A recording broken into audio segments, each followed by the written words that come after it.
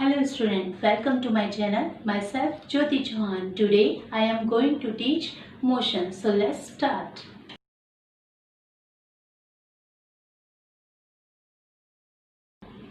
तो first of all हम discuss करेंगे मोशन को डिस्कस करने से पहले हम कुछ अपने डेली लाइफ के एग्जांपल को लेते हैं। जैसे आपने देखा है ट्री स्टेशनरी है, ट्री तो अपनी पोजीशन चेंज नहीं करता। उसके अलावा हमारा स्कूल, हमारा होम, फैक्ट्री, ये सब चीज़ें स्टेशनरी हैं। लेकिन हम देखेंगे, अगर हम ह्यूमन बीइंग्स को देखते हैं, एनिमल्स को देखते हैं, बर्ड्स को देखते हैं, तो ये अपनी पोजीशन क्या कर रही हैं, चेंज कर रही हैं। तो सिंपल वे में हम ये बोल सकते हैं कि अगर कोई भी मूविंग ऑब्जेक्ट है, हाँ, that is known as a motion. या ये मतलब जो मूविंग ऑब्जेक्ट होते हैं उनका ये कॉमन कैरेक्टरिस्टिक होता है कि वो अपनी पोजीशन को चेंज कर रहे हैं इन गिवन टाइम। मतलब गिवन टाइम में अगर वो अपनी पोजीशन को चेंज कर रहे हैं तो that is known as a motion. तो एक सिंपल एग्जांपल लेते हैं। जैसे कोई बिल्डिंग है, बिल्डिंग के पास कोई ट्री है एंड देन कोई कार है। तो कार जो है वो क्या करेगी, वो अपनी पोजीशन चेंज करेगी with respect to tree and building in given time. तो that is known as a, मतलब यहाँ पे कार में क्या हुआ, मोशन हुआ। तो सिंपल हम सबसे पहले डिफाइन करते हैं मोशन को। An object can change their position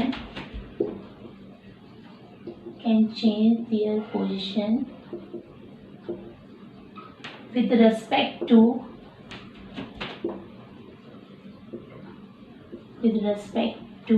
stationary object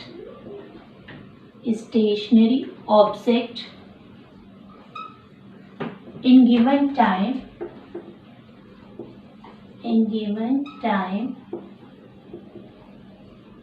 is known as a motion.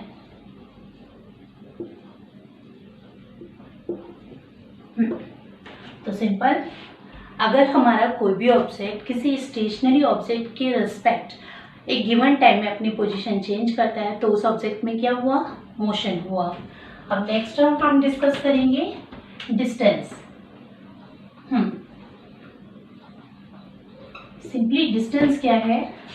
Suppose आप स्कूल जाते हैं तो आप देखेंगे आपके घर से स्कूल के बीच की जो लेंथ है, पाथ लेंथ है, that is known as a distance. यानी सिंपल वे में हम ये बोल सकते हैं कि किसी भी ऑब्जेक्ट के थ्रू जो भी पाथ लेंथ ट्रेवल की गई है that is known as a distance.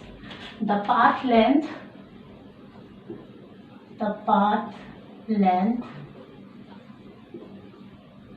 traveled by an object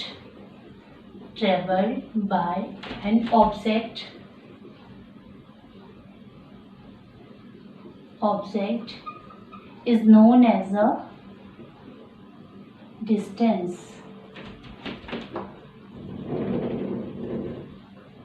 उसके बाद हम नेक्स्ट टर्म स्टार्ट करते हैं, displacement.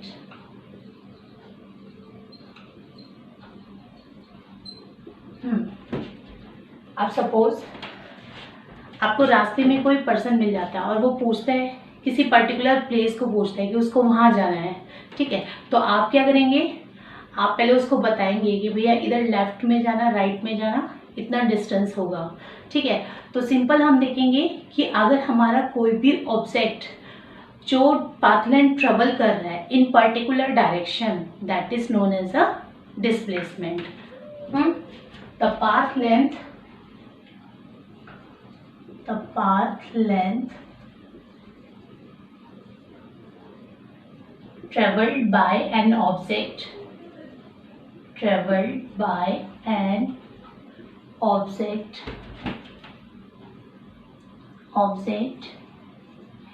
in particular direction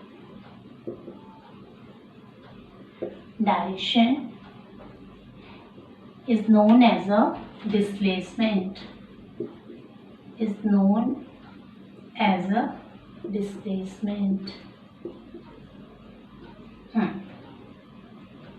simple, यानी अगर हम डिस्टेंस और डिस्प्लेसमेंट में डिफरेंस देखते हैं तो यहाँ पे हम देखेंगे इसमें डायरेक्शन गिवन नहीं है बट इधर डायरेक्शन गिवन है।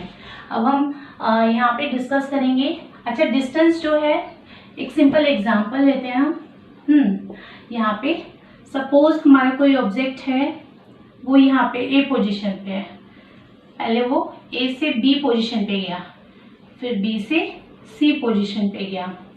तो यहाँ पे हम देखेंगे जब वो ए से बी पोजीशन पे गया तब उसने कितनी डिस्टेंस ट्रेवल की, 5 मीटर। फिर जब वो बी से सी पोजीशन पे आया तब उसने डिस्टेंस ट्रेवल की 3 मीटर। और जब वो सी से ए पोजीशन पे आया तो उसने डिस्टेंस कितनी ट्रेवल की, 4 मीटर।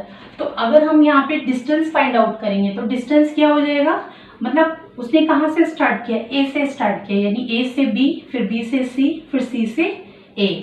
तो यहाँ पे हम देखेंगे जो हमारी टोटल डिस्टेंस होगा, टोटल डिस्टेंस तो क्या हो जाएगा, 5 + 3 + 4 मीटर। तो ये आ जाएगा आपका 12 मीटर, यानी ये हमारा डिस्टेंस हो गया। हाँ, लेकिन अगर हम डिस्प्लेसमेंट निकालेंगे तो डिस्प्लेसमेंट जो है वो क्या है, अगर हमारा जो ऑब्जेक्ट है उसकी जो इनिशियल और फाइनल पोजीशन है उसको हम बोलेंगे डिस्प्लेसमेंट। तो यहाँ पे ये देखिए, ये इनिशियल पोजीशन है और ये फाइनल पोजीशन है। तो अगर हम डिस्प्लेसमेंट फाइंड आउट करेंगे तो हमारा डिस्प्लेसमेंट हो जाएगा 4 मीटर। ठीक है, अब यहाँ पे नेक्स्ट हम डिस्कस करते हैं हम इस हमारी जो फिजिकल क्वांटिटी होती है वो 2 टाइप्स की होती है, एक होती है स्केलर क्वांटिटी और एक होती है वेक्टर क्वांटिटी। तो अगर हम ना स्केलर क्वांटिटी को डिफाइन करते हैं तो स्केलर क्वांटिटी क्या है, जिसमें ओनली मैग्नीट्यूड होता है। हाँ, विच हैव ओनली मैग्नीट्यूड, यानी वो फिजिकल क्वांटिटी जिसमें ओनली मैग्नीट्यूड होता है तो उसको हम क्या बोलते हैं, स्केलर क्वांटिटी बोलते हैं।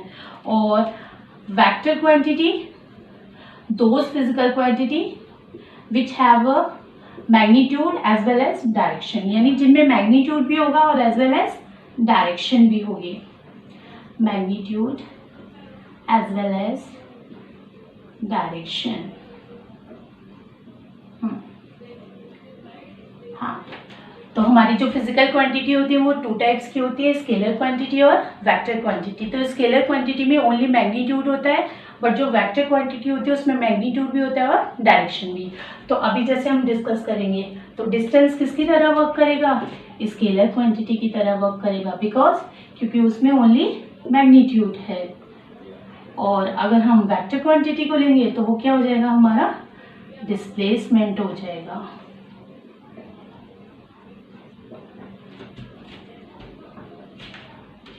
हाँ, तो अब हम डिस्कस करेंगे difference between distance and displacement. जैसे अभी हमने 2 डिफरेंस तो देखे थे। डिस्टेंस क्या है, जो भी मतलब पाथ लेंथ ट्रेवल की गई ऑब्जेक्ट के through, that is known as a distance. और डिस्प्लेसमेंट क्या है, the path length which is travel by an object in particular direction. उसके बाद हमने दूसरा पॉइंट डिस्कस किया कि डिस्टेंस जो है वो स्केलर क्वांटिटी है, बिकॉज उसमें ओनली मैग्नीट्यूड होता है। और डिस्प्लेसमेंट जो है वो वेक्टर क्वांटिटी है, बिकॉज उसमें मैग्नीट्यूड भी होता है और एज वेल एज डायरेक्शन। अब हम थर्ड पॉइंट डिस्कस करेंगे, बट इन दोनों पॉइंट को पहले हम देखते हैं। First point, distance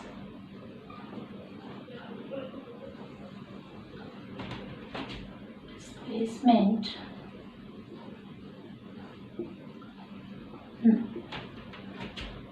path length which is traveled by an object, which is traveled by an object. हाँ, and displacement, path length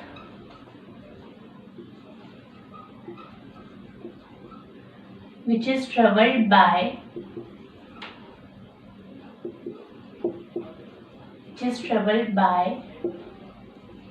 an object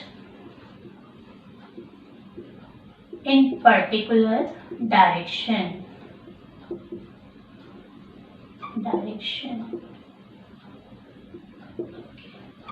हाँ, सेकेंड वन, हाँ, जो हमारा डिस्प्लेसमेंट है that is a scalar quantity.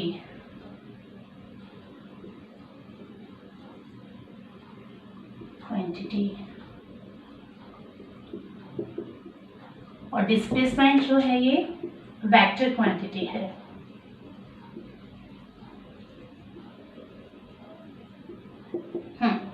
हम third point discuss करेंगे, distance can not be zero. मतलब distance जो है वो कभी भी जीरो नहीं हो सकते, लेकिन डिस्प्लेसमेंट जो है वो जीरो हो सकता है। वो भी हम समझेंगे एग्जांपल के through.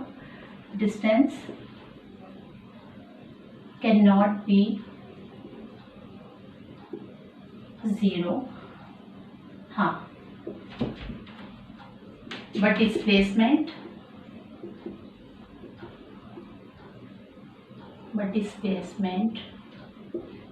Can be zero.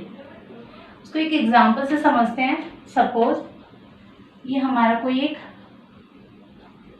Circular track है और यहाँ पे हमारा कोई भी ऑब्जेक्ट जो है वो मोशन कर रहा है। अब सपोज वो ए पोजीशन से चल रहा है, हाँ, इस टाइप से ए से, फिर वो यहाँ पे बी पोजीशन पे आया, फिर देन बी से फिर ए पोजीशन पे, ठीक है। तो जब हमारा कोई भी ऑब्जेक्ट सर्कुलर ट्रैक पे मोशन कर रहा है तो उसका डिस्प्लेसमेंट जो है वो जीरो होगा। जीरो क्यों होगा डिस्प्लेसमेंट? बिकॉज क्योंकि अभी हमने डिस्कस किया कि डिस्प्लेसमेंट जो है वो किस पर डिपेंड करता है, इनिशियल और फाइनल पोजीशन पर डिपेंड करता है।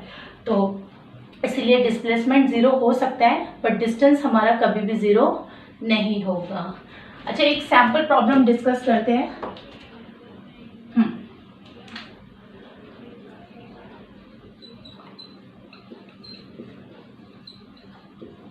हाँ, तो सपोज कोई बॉय है।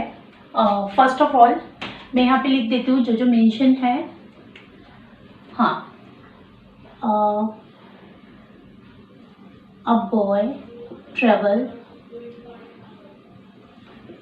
in east direction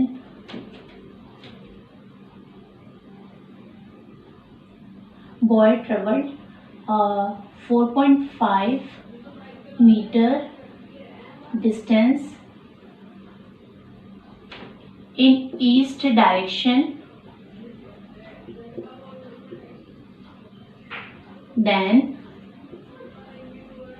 it moved and traveled 2.5 meter distance in south direction.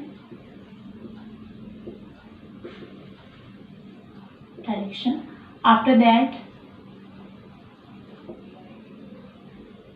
it traveled in east direction. It traveled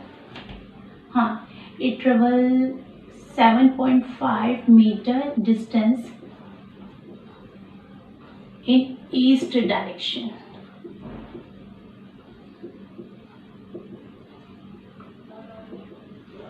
तो हमें यहाँ पे क्या फाइंड आउट करना है? हमें डिस्टेंस भी फाइंड आउट करना है और डिस्प्लेसमेंट भी फाइंड आउट करना है। तो हम कैसे फाइंड आउट करेंगे? तो यहाँ पे देखिए, अभी जैसे हमने डिस्कस किया था ना, डिस्टेंस क्या है? Total path length which is travel by an object. मतलब जो भी पाथ लेंथ ट्रेवल की गई है ऑब्जेक्ट के through, that is known as a distance. तो यहाँ पे देखिए एक सिंपल सा डायग्राम बनाते हैं। पहले वो ईस्ट डायरेक्शन में चल रहा है। सपोज वो यहाँ पे है, ए पोजीशन पे है। अब उसने कितनी डिस्टेंस ट्रेवल की? 4.5 मीटर डिस्टेंस ईस्ट डायरेक्शन में, ठीक है।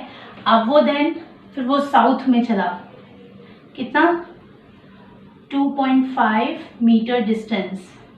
देन फिर उसके बाद वो बोल रहा है कि फिर वो ईस्ट डायरेक्शन में चला, कितना? 7.5 मीटर डिस्टेंस। हाँ, तो अब हमें यहाँ पे डिस्टेंस फाइंड आउट करना है। तो डिस्टेंस फाइंड आउट करने के लिए हम क्या करेंगे? पहले ए से बी, देन फिर बी से सी, एंड देन फिर सी से डी। तो हमारा डिस्टेंस हो जाएगा यहाँ पर, ये हो जाएगा 4.5 प्लस 2.5 प्लस 7.5।